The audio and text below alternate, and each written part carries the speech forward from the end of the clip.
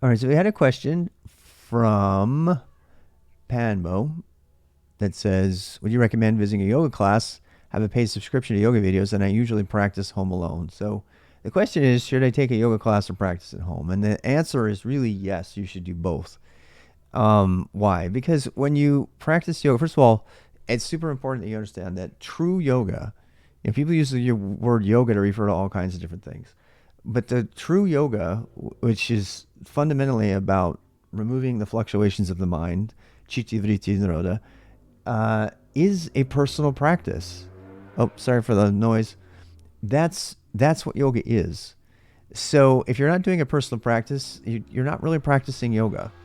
You might be going to a gym class, you might be getting healthy, and you might be doing, some modified form of Zumba, really, but you're not doing yoga. And that's not bad. You do what you want, right? You're doing Pilates or something.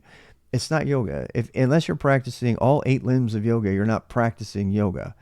And that involves a personal, daily, dedicated practice. That is yoga. So the answer is yes. You should do a daily practice and get help, and that's where going to a class, if you want to call it that, comes in because, in the class you're going to learn good form. You don't have to go to class for that, by the way. You can learn that by getting Light on Yoga from Iyengar, or by getting Dave Swenson's book, Yoga the Practice Manual. There's a number of ways that you can learn yoga through reading and study, but it does help to go to a class to learn it from somebody who knows. Now, be super careful with that. If I were you, I would go to, I learned about yoga from a gym, but the person who was, contracted to do the class really knew her stuff. She was also a physical therapist, and she knew yoga. She knew the tradition of it and everything. Please, if you're going to do this, make sure you don't.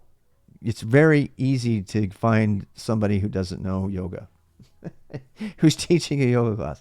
So look around, maybe find somebody who's used the Ashtanga tradition, or maybe is focused on some of the more mental yogas that are out there.